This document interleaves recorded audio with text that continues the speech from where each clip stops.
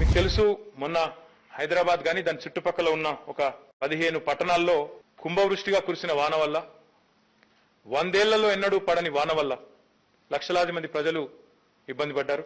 లక్షలాది మంది ప్రజలు అసౌకర్యానికి గురైనారు. వారి పరిస్థితిని గమనించిన తర్వాత ముఖ్యంగా నేను మా సహచార మంత్రివర్యులందరం కూడా ఫీల్డ్లోనే ఉన్నాం. ఎవరం ఎక్కడ ఇళ్లలో కూర్చోలేదు, ఎవరం ఎక్కడా కూడా దాక్కోలేదు. ప్రజలు కష్టాల్లో ఉన్నప్పుడు వారి మధ్యలో ఉండాలన్న ఉద్దేశంతో అందరం కూడా 100 కాలనీలు అందరం కూడా పర్యటించినాం. మంత్రులు కానీ, ఎమ్మెల్యేలు కానీ, కార్పొరేటర్స్ కానీ 100 కాలనీల్లో స్వయంగా మోకాళ్ళ నీళ్లలో తిరిగినాం. ఆ సమయంలో కనబడ్డ దృశ్యాలు, ఇళ్లలోకి నీళ్లు వచ్చి 4 ఫీట్ల 5 ఫీట్ల నీళ్లు వచ్చి మంచాలు తేలాడే పరిస్థితి, ఫ్రిడ్జ్లు రిఫ్రిజిరేటర్లతో సహా అన్ని పాడైపోయిన పరిస్థితి, ఇవన్నీ కూడా చూసి ముఖ్యంగా నిత్యావసర వస్తువులు కూడా బియ్యం కానీ, పప్పు కానీ, ఉప్పు కానీ మొత్తం కొట్టుకొని పోయిన పరిస్థితి.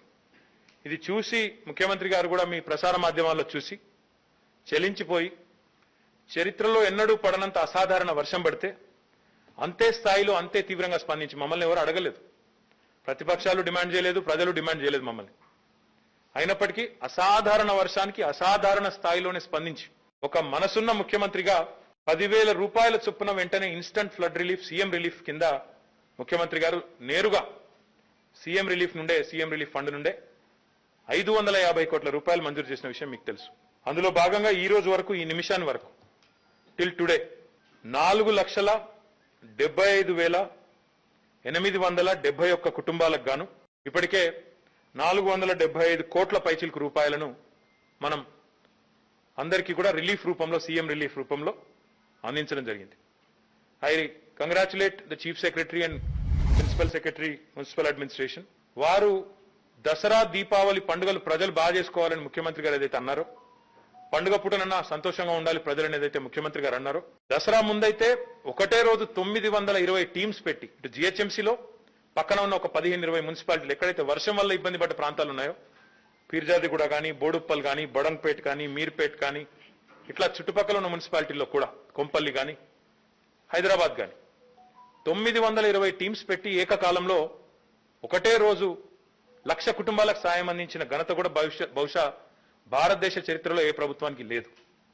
ఇంకోటి, ఆ సమయంలో మీరు గుర్తుపెట్టుకోవాల్సింది, ఒకవైపు వర్షం పడుతుంది, ఇంకా ఇంకో 2-3 డేస్ రెయిన్ ప్రెడిక్షన్ ఉంది. అయినప్పటికీ ఒకవైపు వర్షం ఆగకముందే వరద సాయం ప్రారంభించిన ఘనత కూడా తెలంగాణ ప్రభుత్వానికి, గౌరవ ముఖ్యమంత్రి కేసీఆర్ గారికే దక్కుతుంది. అందులో భాగంగా 550 కోట్లలో ఒక 50 కోట్లు ఇన్స్టెంట్ రిపేర్స్ ఇంకా ఇతరత్ర డ్యామేజెస్ కి వాడుకోండి, మిగతా 500 కోట్లు నష్టపోయిన ప్రజలకు వాడుకోండి, వారికి వెంటనే రిలీఫ్ అందించండి అని ముఖ్యమంత్రి గారు చెప్తే ఇప్పటి వరకు 4,75,871 కుటుంబాలకు అసాధారణ స్థాయిలో చరిత్రలో ఎన్నడూ లేని విధంగా 10,000 రూపాయల చొప్పున అందరికీ కూడా రిలీఫ్ ఇవ్వడం జరిగింది. అయితే అక్కడ ఇక్కడ సరే, ఇప్పుడు పొలిటికల్ గా అక్కడ ఇక్కడ ఎవరో గొడవ చేసేవాళ్ళు, రాద్ధాంతం చేసేవాళ్ళు ఎప్పుడూ ఉంటారు, దాన్ని మేము పట్టించుకోం. కానీ కొంతమంది జెన్యూన్ ఎలిజిబుల్ గా ఉండి, జెన్యూన్ గా ఉండి నష్టం జరిగిన వాళ్ళు, వారికి మాకు ఇంతవరకు మాకు రిలీఫ్ రాలేదు అనే వాళ్ళు ఎవరైనా ఉంటే వారి కోసం ఈరోజు ఒక కొత్త కార్యక్రమాన్ని కూడా ప్రారంభిస్తా ఉన్నాం. మీ సేవ ఏదైతే సెంటర్లు ఉన్నాయో, రాష్ట్ర వ్యాప్తంగా మీ సేవా సెంటర్లు చాలా ఉన్న విషయం మీకు తెలుసు. హైదరాబాద్ లోనే వందలాదిగా సెంటర్లు ఉన్న విషయం కూడా మీకు తెలుసు. మీ సేవలో ఈ రోజే ఒక కొత్త అప్లికేషన్ కూడా మేము స్టార్ట్ చేశాం. ఆల్రెడీ మీ సేవకు చీఫ్ సెక్రటరీ గారు పిలిచారు, ఆదేశం ఇచ్చారు, వాళ్ళకి ట్రైనింగ్ కూడా ఇచ్చినారు. ఎవరైనా ఎలిజిబుల్ ఉండి వారికి ఇంతవరకు సహాయం లభించలేదు అనేవారు ఉంటే వారు వెంటనే మీ సేవలో వారి పేరు, వారి ఇంటి నంబరు, లొకాలిటీ ఎక్కడ, mobile number, Aadhaar number, pin code ఇవి ఇచ్చే సింపుల్ అప్లికేషన్ ఫామ్, ఇందులో ఏం కాంప్లికేటెడ్ లేదు. ఇది ఇచ్చినట్టయితే ఆ వివరాలను వెంటనే అధికారులు తీసుకొని క్షేత్రస్థాయిలో పరిశీలించి, ఒకవేళ మీరు బ్యాంక్ అకౌంట్ కూడా ఇవ్వగలిగితే మీరు మళ్ళీ తిరగాల్సిన అవసరం కూడా లేకుండా మీ బ్యాంక్ అకౌంట్లోనే డబ్బులు జమ చేసే బాధ్యత మాది. దయచేసి ఈ విషయంలో ఎలాంటి కన్ఫ్యూజన్ కూడా ఎవరికి కూడా అవసరం లేదు. ఎందుకు అంటే గవర్నమెంట్ ఇస్ కమిటెడ్. ఇంత 550 కోట్లు ఖర్చు పెట్టిన గవర్నమెంట్ అవసరమైతే ఇంకో 100 కోట్లు, ఇంకో 60-70 కోట్లు ఖర్చు పెట్టడానికి వెనుకాడదు. కాబట్టి మీ ద్వారా నేను ప్రజలకు కూడా విజ్ఞప్తి చేస్తా ఉన్నాను, ఎవరైతే ఈ వరద ప్రభావిత ప్రాంతాల్లో ఉన్న ప్రజలు ఉన్నారో, జెన్యూన్ గా ఉండి మాకు నష్టం జరిగిందనే భావనలో ఉన్నారో, దయచేసి మీ అందరికీ మేము అప్పీల్ చేస్తా ఉన్నాం.